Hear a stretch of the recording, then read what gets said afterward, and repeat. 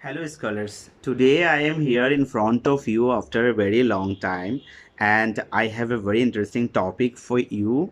And today I'll be discussing that topic, which is namely pharmaceutical packaging. Pharmaceutical packaging এই টপিকটি select করেছি একটি বিশেষ কারণে। আমরা যখন ফার্মাসিউটিক্যাল সায়েন্স পড়েছি আমাদের সিলেবাসে আসলে সত্যিকার অর্থে ফার্মাসিউটিক্যাল প্যাকেজিং এই বিষয়টি বিশদভাবে ছিল না। যতটুকুন ছিল সেটি কোনো একটি সাবজেক্ট, কোনো একটি ডিসিপ্লিনের একটা ছোট্ট অংশ হিসেবে ছিল। আজকে ফার্মাসিউটিক্যাল ইন্ডাস্ট্রিতে যারা কাজ করছে, যারা আর&ডিতে কাজ করে, প্যাকেজিং ডিল করে, যারা কোয়ালিটি কন্ট্রোলে প্যাকেজিং ডিল করে, যারা প্রোডাকশনে প্যাকেজিং ডিল করছে, প্যাকেজিং লাইন হ্যান্ডেল করছে, তারা বেটার জানে যে এই জিনিসটা হয়তো আরও একটু ভালোভাবে পড়ে আসলে এই জায়গাগুলোতে হয়তো আরেকটু রুম পাওয়া যেত, আরেকটু নলেজ বা লার্নিংয়ের জায়গাটা অনেক বেশি স্ট্রং থাকতো এবং সহজে কাজগুলো করে ফেলা যেত। এটি একটি কারণ। দ্বিতীয় কারণ হচ্ছে যে সারা বিশ্বে প্রোডাক্ট রিকল যে একটা বিশাল বিষয়, ফার্মাসিউটিক্যাল ড্রাগ প্রোডাক্ট রিকল, এই রিকলের পেছনে 60% কস্টই আসলে প্যাকেজিং ম্যাটেরিয়ালসগুলোর মধ্যেই থাকে, যেটি ডব্লিউএইচও একটা স্পেসিফাইড যে তাদের যে গাইডেন্স দিয়ে থাকে যে আসলে ড্রাগ প্রোডাক্টকে কোন ধরনের প্যাকেজে তুমি প্যাকেজিং করবে বা ইন্ডাস্ট্রিগুলোর এখানে ভূমিকা কী হওয়া উচিত সিলেকশনের ক্ষেত্রে, এই ধরনের একটা ডব্লিউএইচও গাইডেন্স আছে, যেটি আমি কোনো একটা ভিডিও ডিসক্রিপশনে কোনো এক সময় লিঙ্ক দিয়ে দেবো, সেখান থেকে নিয়ে দেখা যাবে। এটা বিশাল একটি বই যেখানে আসলে প্যাকেজিং ম্যাটেরিয়াল নিয়ে বিশদ আলোচনা আছে যে ড্রাগ প্রোডাক্টগুলো কীভাবে প্যাকেজ করতে হয়, সিলেকশন কীভাবে করতে হয়, ডিজাইন কীভাবে করতে হয়, তাদের আর্ট ওয়ার্ক প্যাকেজিং ম্যাটেরিয়ালের কেমন হওয়া উচিত, সে বিষয়গুলো আজকে আমার এই ভিডিওতে আমি চেষ্টা করব ফার্মাসিউটিক্যাল প্যাকেজিংয়ের ডেফিনেশন থেকে শুরু করে প্যাকেজিং ম্যাটেরিয়ালসের যে রোল প্যাকেজিংয়ে সেটি আলোচনা করতে, এবং প্যাকেজিং ম্যাটেরিয়াল যেটা কিনা ফার্মাসিউটিক্যাল প্যাকেজিংয়ের একটা কোর এরিয়া অফ ডিসকাশন এবং নিউক্লিয়াস বলা যেতে পারে আর কি, সেই প্যাকেজিং ম্যাটেরিয়ালগুলো নিয়ে আমি তাদের যে ক্লাসিফিকেশন সেগুলো নিয়ে কথা বলতে। Let's see what is pharmaceutical packaging or drug packaging. এটি হচ্ছে এমন একটি আর্ট, এমন একটি সায়েন্স, এমন একটি টেকনিক। আমি এখানে আসলে তিনটা শব্দ বললাম, আর্ট, সায়েন্স অ্যান্ড টেকনিক, যেটি দিয়ে আমাদের প্রিপেয়ার্ড যে ম্যানুফ্যাকচার যে ড্রাগ প্রোডাক্টটি, সেই প্রোডাক্টটি সেটি সলিড ফর্মে হতে পারে, সেটি লিকুইড ফর্মে হতে পারে, মনোফেসিক হতে পারে, বাইফেজিক হতে পারে, সেমি সলিড হতে পারে। হ্যাঁ, এই কন্টেন্টটাকে একটা সুইটেবল, আমি বারবার বলছি একটা শব্দ খুব ইম্পর্টেন্ট, সুইটেবল একটা প্যাকেজের মধ্যে আমরা তাকে স্টোর করতে পারি, এবং এটি যখন ট্রাভেলে যাবে তাতে করে আমার কন্টেন্টের কোনো সমস্যা হবে না। সেজন্য সিলেকশন অফ প্যাকেজিং ম্যাটেরিয়াল এটি খুবই গুরুত্বপূর্ণ। এটি কোনো এক সময় কোনো এক ভিডিওতে আমি সেটি কথা বলবো। আজকের এই প্রথম ভিডিওতে মূলত আমরা ডেফিনেশন, তাদের রোল এবং প্যাকেজিং ম্যাটেরিয়ালের যে ক্লাসিফিকেশন সেটি নিয়ে আমরা আলোচনা করব। এখন প্যাকেজিং ম্যাটেরিয়ালসগুলোর যে রোল এখানে আছে, সেই বা প্যাকেজিংয়ের যে রোলটা আছে, সেই রোলটা বলার আগে আমি আসলে ক্লাসিফিকেশন অফ প্যাকেজিং ম্যাটেরিয়ালস এটি একটু বলতে চাচ্ছি। প্যাকেজিং ম্যাটেরিয়ালস আসলে একটা এমন একটি জায়গা দখল করে আছে ফার্মাসিউটিক্যাল প্যাকেজিংয়ে, যেটি সম্পর্কে জানা না গেলে আসলে প্যাকেজিংয়ের রোল জানাটা খুব টাফ হয়ে যায়। একটু পরে সেটি বলছি কেন এটি টাফ হয়। So let's see the classification of pharmaceutical packaging material. The first one or first category is primary packaging materials. Primary packaging materials. Second point আসবে হচ্ছে secondary packaging materials, and third class is tertiary packaging materials. এখন প্রশ্ন হচ্ছে primary packaging materials কোনগুলো? সেই ম্যাটেরিয়ালসগুলো বা সেই প্যাকেজগুলো, সেই কন্টেইনার্সগুলো, অর্থাৎ এমন কিছু ম্যাটেরিয়াল যাদের সাথে আমাদের যে ড্রাগ কন্টেন্ট সেটির ডিরেক্ট একটি কন্ট্যাক্ট থাকবে, সেগুলো হচ্ছে primary packaging materials. Secondary packaging materials হচ্ছে যাদের সাথে ড্রাগের কোনো কন্ট্যাক্ট থাকবে না, কিন্তু প্রাইমারি যে প্যাকেজ এবং যে কন্টেন্ট সেটিকে সে হোল্ড করার অ্যাবিলিটি রাখবে। টারশিয়ারি প্যাকেজিং ম্যাটেরিয়াল এই শব্দটি যখনই আসবে ধরে নিতে হবে এমন কিছু প্যাকেজিং ম্যাটেরিয়ালের কথা বলা হচ্ছে যেগুলো আকারে প্রাইমারি এবং সেকেন্ডারি প্যাকেজিং ম্যাটেরিয়াল থেকে বড়, এবং প্রাইমারি সেকেন্ডারি প্যাকেজিং ম্যাটেরিয়াল সহ কন্টেন্টকে দীর্ঘ সময় ধরে হোল্ড করার অ্যাবিলিটি রাখে। ইউজুয়ালি আমরা যখন ড্রাগ প্রোডাক্ট ম্যানুফ্যাকচার হয়ে যায়, যখন সেটিকে আমরা ফিনিশড গুডস কোয়ারেন্টাইনে রাখতে চাই, স্টোর করে রাখতে পারি। এছাড়া সেখান থেকে যখন ডিস্ট্রিবিউশন যাবে, যখন হচ্ছে লং ডিস্টেন্সের ট্রান্সপোর্টেশনে যাবে, তখন এই প্যাকেজিং ম্যাটেরিয়ালগুলোর অ্যাবিলিটির প্রশ্নটা চলে আসবে। কারণ ওগুলোর অ্যাবিলিটি ভালো না হলে আসলে দেখা যাবে যে একদম এন্ড কাস্টমার পর্যন্ত পৌঁছাতে আমার কন্টেন্টে কোনো ধরনের কোনো সমস্যা হয়ে যেতে পারে। এখন আমার কাছে আসলে ছোট্ট একটা এক্সাম্পল আছে। এই মুহূর্তে আমার কাছে একটা হচ্ছে মনোফেসিক প্রিপারেশন আছে। এটা একটা সিরাপ। এখানে যে সিরাপ যে কন্টেন্টটি ভিতরে আছে সেটি হচ্ছে আমার ড্রাগ কন্টেন্ট, আর টোটাল এটা হচ্ছে ড্রাগ প্রোডাক্ট। তার মানে এই প্যাকেজিং ম্যাটেরিয়াল ছাড়া এই কন্টেন্টের কোনো ভূমিকা নাই। এবং ড্রাগ প্রোডাক্ট, এখানে একটা কথা একটু বলে রাখি যে বিভিন্ন জায়গায় যারা গুগলে সার্চ দিয়ে ফার্মাসিউটিক্যাল প্যাকেজিং পড়তে পছন্দ করবে, তারা একটা লাইন পাবে এরকম যে এই ফার্মাসিউটিক্যাল প্যাকেজিং ম্যাটেরিয়ালস অর এটাকে বলা যেতে পারে যে packaging components are the integral part of drug product. অর্থাৎ এই প্যাকেজিং ম্যাটেরিয়াল এবং ড্রাগ কন্টেন্ট মিলেই কিন্তু ড্রাগ প্রোডাক্ট। ড্রাগ প্রোডাক্ট মানে প্যাকেজকে বাদ দিয়ে নয়। প্যাকেজকে বাদ দিলে এটি বাল্ক প্রোডাক্ট হয়ে যাবে, বাল্ক কন্টেন্ট হয়ে যাবে, ড্রাগ কন্টেন্ট হয়ে যাবে। তো এই প্যাকেজিং ম্যাটেরিয়াল যখন অ্যাড হয়ে যাবে তখন এটি হয়ে যাবে ড্রাগ প্রোডাক্ট। এখন এখানে এই যে কন্টেন্টের সাথে এই প্লাস্টিক যে কন্টেনারটি, এটির একটি ডিরেক্ট কন্ট্যাক্ট আছে। তাহলে আমরা যে বলেছিলাম যে প্রাইমারি প্যাকেজিং ম্যাটেরিয়াল যেখানে ড্রাগের সাথে প্যাকেজের ডিরেক্ট কন্ট্যাক্ট থাকবে, তার মানে এই ডেফিনেশন অনুসারে এই যে কন্টেনার বা আমরা এই প্যাকেজ বা বোতলটি দেখছি, এটি কিন্তু হবে এখন primary packaging material for this drug product. আর সেকেন্ডারি প্যাকেজিং ম্যাটেরিয়াল অর্থাৎ যে ম্যাটেরিয়ালের সাথে প্রোডাক্টের কোনো সম্পর্ক নেই। এখানে একটা বাইরে লেভেলিং হয়েছে, একটু বলে রাখি এখানে WHO জিএমপি, ইউরোপিয়ান জিএমপি, দেন হচ্ছে আরেকটা বিষয় সেটা হচ্ছে US FDA জিএমপি। এই তিনটা জিএমপিতেই কিন্তু যখন প্যাকেজিং অর্থাৎ ড্রাগ প্রোডাক্ট প্যাকেজিংয়ের কথা এসেছে, লেভেলিং প্রসেসটা খুব বেশি ভূমিকা পেয়েছে। যে লেভেল সিলেকশন কেমন হওয়া উচিত, লেভেল স্টোরেজ কিভাবে করা উচিত, যাতে মিক্স আপ একটা বিশাল বিষয় লেভেলিংয়ের ক্ষেত্রে। এখানে যে লেভেলটি আমরা দেখতে পাচ্ছি, লেভেলের সাথে ড্রাগের কোনো কন্ট্যাক্ট হচ্ছে না, সুতরাং আমাদের ডেফিনেশন অনুসারে লেভেল পড়বে সেকেন্ডারি প্যাকেজিং ম্যাটেরিয়ালসের মধ্যে।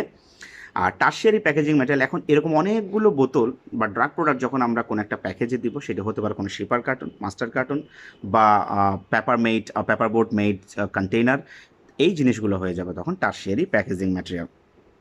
এখানে আমি শুরুতেই বলেছিলাম যে প্যাকেজিং ম্যাটেরিয়ালস বা প্যাকেজিংয়ের রোল নিয়ে কথা বলবো। ফার্মাসিউটিক্যাল ড্রাগ প্রোডাক্ট ম্যানুফ্যাকচারিংয়ে প্যাকেজিংয়ের রোলটা কী।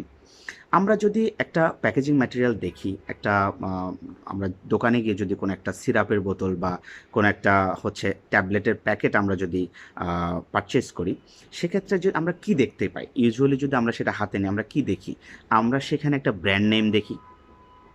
ব্র্যান্ড নেম দেখে যদি কেউ আইডেন্টিফাই করতে না পারে যে ভিতরের কন্টেন্টটি কী, সে যদি ফার্মাসিস্ট হয়, কেমিস্ট হয়, যদি এই ধরনের বা মেডিকেল প্রফেশনাল প্র্যাকটিশনার হয়, তাহলে ব্র্যান্ড নেমের নিচে ছোট করে একটা জেনারিক নেম লেখা থাকে। সে জেনারিক নেমের সাথে কিন্তু কম্পেন্ডিয়াল ইনফরমেশন বা মনোগ্রাফ ইনফরমেশন থাকে, অর্থাৎ এটি কোন ফার্মাকপিয়ার অন্তর্ভুক্ত। যদি না হয়ে থাকে তাহলে এটি নন প্রোপ্রাইটারি কিনা, নন প্রোপ্রাইটারি হলে সেক্ষেত্রে ইন্টারন্যাশনাল নন প্রোপ্রাইটারি নেম বা INN সেটি মেনশন করা থাকে। অর্থাৎ এখানে আমি ড্রাগ প্রোডাক্টের আইডেন্টিফিকেশনের কথা বলছি, সেটি আমরা করতে পারি। এটা একটা বিশাল রোল প্যাকেজিং ম্যাটেরিয়াল, এটা অন্য কোনোভাবে করার কোনো স্কোপ নাই। এবার ড্রাগ প্রোডাক্টের পোসোলজি সম্পর্কে আমরা জানতে পারি, অর্থাৎ যেটাকে বলা হয় সিম্পলি যদি বলতে চাই ডোজ সায়েন্স, কি পরিমাণ স্ট্রেংথ এটির আছে, এটির ডোজ কতটুকু, সেই ডোজটি ওখানে মেনশন করা থাকে, সেটা আমরা জানতে পারি। এই ড্রাগ প্রোডাক্টটি আসলে যে ম্যানুফ্যাকচার করেছে, ম্যানুফ্যাকচারারের ডিটেলস উইথ অ্যাড্রেস সেখানে থাকে, অর্থাৎ আমরা ম্যানুফ্যাকচারের যে ডিটেইল আইডেন্টিফিকেশন সেটা আমরা সেখান থেকে করতে পারি। এছাড়া এই ড্রাগ প্রোডাক্টটির যে হচ্ছে রেগুলেটরি কমপ্লায়েন্স হয়েছে কিনা, সেখানে একটি নাম্বার থাকে যেটাকে বলা হয় DAR নাম্বার, অর্থাৎ ড্রাগ অ্যাডমিনিস্ট্রেশন রেজিস্ট্রেশন নাম্বার। এখন এই নামটা চেঞ্জ হয়েছে, ড্রাগ অ্যাপ্রুভড রেজিস্ট্রেশন নাম্বার বলা হয়ে থাকে। সেটির তিনটি পার্ট আমরা দেখতে পাই। ফার্স্ট পার্টটি হচ্ছে কোম্পানি ইউনিক নাম্বার, মিডল পার্টটি হচ্ছে যে এটির যে স্ট্রেংথ সেটিকে মিন করছে ডোজেস, অ্যান্ড থার্ড পার্টটি হচ্ছে ফার্মাকোলজিক্যাল ক্লাসকে মেইন করছে। সেগুলো আমরা দেখতে পাই এখান থেকে। অর্থাৎ প্যাকেজিং ম্যাটেরিয়ালের এই রোল। এখন কিছু রোল আছে যেটা অদৃশ্য রোল, আমি জানতে পারছি না, কিন্তু রোলটা আছে। যেমন হচ্ছে স্ট্যাবিলিটি। একটা ড্রাগ প্রোডাক্টের স্ট্যাবিলিটি সারা ওয়ার্ল্ডে এখন একটা বিশাল কনসার্নের বিষয়। স্ট্যাবিলিটি, ফিজিক্যাল স্ট্যাবিলিটি নির্ভর করে প্যাকেজিং ম্যাটেরিয়ালের উপর। এখন যদি এমন হয় যে আমি সেকেন্ডারি প্যাকেজিং ম্যাটেরিয়াল হিসেবে এমন একটা কার্টুন বা এমন একটা হচ্ছে পেপার মেড ফোল্ডেড বক্স আমি সিলেক্ট করেছি, ভিতরে যে কন্টেন্টটি থাকবে সেটি একটি কাঁচের বোতলে থাকবে, গ্লাস মেড প্রাইমারি প্যাকেজে থাকবে। যদি কার্টুনটির স্ট্রেংথ ভালো না হয়, তাহলে আমি যখন কন্টেইনার সহ আমার যে কন্টেন্টটা আমি সেখানে দেব, তখন সেটি এমন হতে পারে যে বটম যে লকটি আছে, বটম যে ফ্লিপ লকটি আছে, সেটি খুলে সেটি নিচে পড়ে যেতে পারে। এক্ষেত্রে একটা ড্যামেজের একটা ইস্যু এখানে এসে গেল। তাহলে এখানে প্যাকেজিং ম্যাটেরিয়ালের রোল হচ্ছে প্রোডাক্টের স্ট্যাবিলিটি, ফিজিক্যাল স্ট্যাবিলিটিটাকে পয়েন্ট আউট করছে। কেমিক্যাল স্ট্যাবিলিটি, আমি এমন একটা প্যাকেজ সিলেক্ট করেছি যেই প্যাকেজের লিচঅ্যাবিলিটি অনেক বেশি, ইটসেলফ সে লিচেবল। কারণ পৃথিবীতে এমন কোনো ম্যাটেরিয়াল নেই যেটার লিচিং টেন্ডেন্সি নাই, সেটা সময়ের উপর অর্থাৎ রিয়াকশন টাইমের উপর ডিপেন্ড করে। যেমন আমি এখানে একটা কন্টেন্ট আছে, এটা একটা কন্টেনার, আমি থ্রুলি বলছি এই প্যাকেজটি আসলে পলিইথিলিন থেরাফথ্যালিট টাইপ প্লাস্টিক মেড বোতল, এটাকে পেট বলা হয়, পিইটি পেট। সো এই পেট বোতলে এই কন্টেন্টটি আছে। এখন এই কন্টেন্টটি কতদিন থাকতে পারে? অনেক দিন থাকতে পারে। যদি ইউজ হলো তো হয়ে গেল, ইউজ না হলে এটি হচ্ছে মেডিসিন শপে অনেক দিন রয়ে যাবে। এখন প্রশ্ন এখানে, এই কন্টেন্টটি এই যে প্যাকেজটি আমরা দেখতে পাচ্ছি, এই প্যাকেজের ইন্টেরিয়র সাইডের সাথে তার একটা রিয়াকশান হতে পারে। অথবা যদি এই প্যাকেজটি লিচেবল হয়ে থাকে, তার অর্থাৎ জেনুইন যদি প্যাড হয়ে না থাকে, আসলে ওয়ার্ল্ড ওয়াইড ফার্মাসিউটিক্যাল লিকুইড প্রিপারেশনটাকে হচ্ছে অধিকাংশ ক্ষেত্রে প্যাকেজ করার জন্য পেট সিলেক্ট করা হয়ে থাকে। পেট খুবই সুইটেবল, এটি একবারই ইউজ করা যায়। That's why the recycling code for this PET is 1। এবং এই সারা ওয়ার্ল্ডেই এই পেট হচ্ছে অনেক সুইটেবল একটা, অনেক কারণে এটি নিয়ে অনেক রিসার্চ হয়েছে, অনেক অ্যানালাইসিস হয়েছে, কেন এটিকে সিলেক্ট করা হয়েছে সেটি বিশাল একটা বিষয়, সেদিকে যাব না। তো ইন্টেরিয়র সারফেসের সাথে ড্রাগের যে ইন্টারাকশন, এখানে ড্রাগ প্যাকেজ অর্থাৎ drug package consideration or interaction, এই জিনিসটা হচ্ছে ইম্পর্ট্যান্ট একটা বিষয়। তো সেই কারণেই হচ্ছে এটি ড্রাগের যে কেমিক্যাল স্ট্যাবিলিটি, অর্থাৎ একটা ড্রাগ কেমিক্যালি কতটা স্ট্যাবল, তার নিজস্ব যে স্ট্যাবিলিটি সেটিকে চেঞ্জ করে দিতে পারে প্যাকেজটি। সো এটা একটা বিশাল বিষয় যে ফিজিক্যাল এবং কেমিক্যাল স্ট্যাবিলিটি দুইটা জায়গায় কিন্তু একটা বিশাল বিষয়। এখানে আরেকটা বিষয় হচ্ছে যে আমার যে লেভেলিং থাকে, সেই লেভেলিংয়ে বেশ কিছু ইনফরমেশন থাকে, যে এখানে ব্যাচ নাম্বার যেটা অর্থাৎ যে ব্যাচের ড্রাগ প্রোডাক্ট এটি, সেই ব্যাচ নাম্বারটা মেনশন করা থাকে। এক একটা ম্যানুফ্যাকচারের ব্যাচ নাম্বার সিলেকশনের ধরন এক এক রকম হয়ে থাকে।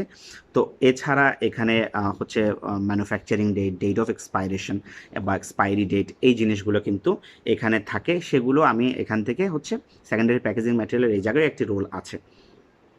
এছাড়া সেকেন্ডারি প্যাকেজিং ম্যাটেরিয়ালের আরও বেশ কিছু ভূমিকা আছে, যে যদি কিছু কিছু ক্ষেত্রে দেখা যায় যে আমাদের যে কন্টেনার, সেই কন্টেনারে একটা প্রাইমারি সিল থাকে, প্রাইমারি সিলের উপর একটা সেকেন্ডারি সিল থাকে।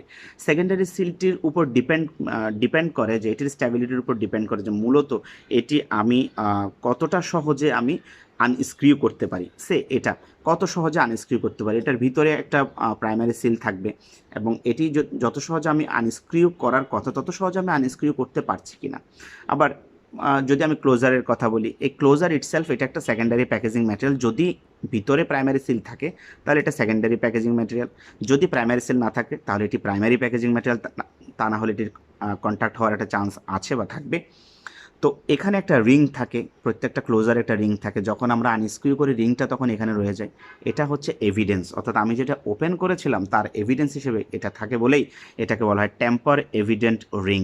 এছাড়া বিভিন্ন ধরনের বিভিন্ন ক্ষেত্রে, অর্থাৎ প্যাকেজিং ম্যাটেরিয়াল যখন চেঞ্জ হয়ে যাবে, তখন প্যাকেজিংয়ের যে রোলের কথা আমি বলছি, সেই বিষয়গুলো আসলে চেঞ্জ হয়ে যায়। মূলত identification, compatibility, stability, regulatory compliance, এই বিষয়গুলোতে বড় বড় কারণে আসলে এই বিষয়গুলো, চারটা বিষয়ে প্যাকেজিং ম্যাটেরিয়াল বা ফার্মাসিউটিক্যাল প্যাকেজিংয়ের রোল আছে।